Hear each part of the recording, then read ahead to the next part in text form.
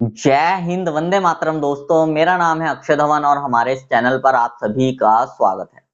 दोस्तों, आज की इस वीडियो में हम बात करने वाले हैं एक ऐसे लेटेस्ट जजमेंट के बारे में जो अभी कुछ दिन पहले ही आया है और इस जजमेंट का इस्तेमाल करके आप भी अपनी पत्नी का गुजारा भत्ता बंद करवा सकते हो।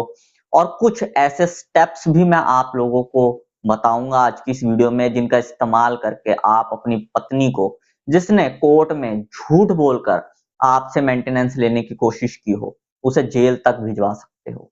तो दोस्तों, इसी टॉपिक के ऊपर आज की इस वीडियो में हम बात करने वाले हैं। इस वीडियो को बिना स्किप करे शुरू से लेकर एंड तक पूरा जरूर देखना, कहीं से भी स्किप मत करना, ताकि पूरी जानकारी आप लोगों को ठीक से समझ में आ सके।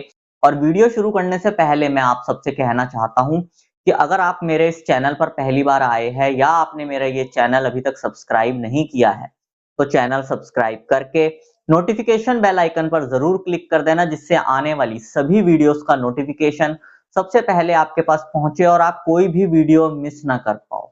और दोस्तों, अगर आपने हमारा व्हाट्सएप चैनल अभी तक ज्वाइन नहीं किया है, तो इस वीडियो के डिस्क्रिप्शन में मैंने हमारे व्हाट्सएप चैनल का लिंक दे दिया है। इस वीडियो के डिस्क्रिप्शन में जाकर उस लिंक पर क्लिक करके आप हमें व्हाट्सएप पर भी फॉलो कर सकते हैं। और दोस्तों, अगर आपका भी कोई मैट्रिमोनियल केस चल रहा है और उस केस में आप पर्सनली मुझसे कॉल पर बात करके लीगल एडवाइस चाहते हैं, तो स्क्रीन पर दिए गए नंबर पर आप मुझे व्हाट्सएप करके हमारी मेंबरशिप ज्वाइन कर सकते हैं। और मेंबरशिप ज्वाइन करने के बाद आप डायरेक्ट कॉल पर मुझसे बात कर सकते हैं। तो चलो दोस्तों, आज की इस वीडियो को आगे कंटिन्यू करते हैं। दोस्तों, कई बार क्या होता है कि आपकी पत्नी अपनी मर्जी से आपको छोड़ देती है। उसका छोड़ने का चाहे कोई भी कारण हो, वो कारण लीगली वैलिड नहीं होता। कोर्ट कचहरियों में चलने वाला ऐसा कारण ही नहीं होता कि वो उस कारण को कोर्ट में बताकर आपसे खर्चा ले सके। फॉर एग्जाम्पल, आजकल ज्यादातर लड़कियां करती है कि मुझे मारा पीटा, दहेज मांगा, मुझे घर से बाहर निकाल दिया, इस तरीके के कारण ज्यादातर लड़कियां लगाती है। लेकिन बहुत सारे मामलों में ऐसी चीजें भी होती है जहां पर कोई भी वैलिड कारण नहीं होता है। साथ ही साथ कुछ जगहों पर तो पत्नी अपने पति की गरीबी की वजह से उसे छोड़कर चले जाती है, जो कि बहुत ही ज्यादा गलत है। और दोस्तों, कोर्ट में जाकर अपने पति के ऊपर मेंटेनेंस केस दर्ज करवा देती है ताकि अपने पति से मेंटेनेंस खींच सके। अब दोस्तों, आज की इस वीडियो में जिस जजमेंट के बारे में मैं आप लोगों को बताने जा रहा हूं, इसमें भी कुछ ऐसी ही चीजें हुई थी। दोस्तों, हस्बैंड और वाइफ दोनों एक दूसरे से सेपरेट हो गए थे। वाइफ ने अपनी मर्जी से अपने पति का घर छोड़ा था। उसके बाद दोनों की आपसी सेटलमेंट हुई और सेटलमेंट के बाद दोनों ने डाइवोर्स भी ले लिया। लेकिन उसके बावजूद भी पत्नी कहां रुकने वाली थी। अपने पति को लूटने की लालच में उसने पति के ऊपर मेंटेनेंस का केस दर्ज करवा दिया और उससे मेंटेनेंस लेने लगी। दूसरी तरफ पत्नी ने दूसरी शादी भी कर ली थी। अब मेंटेनेंस का लॉ ये कहता है कि जब पत्नी दूसरी शादी कर लेती है, तो उसे मेंटेन करने वाला, उसका भरण पोषण उठाने वाला उसका दूसरा हस्बैंड आ जाता है।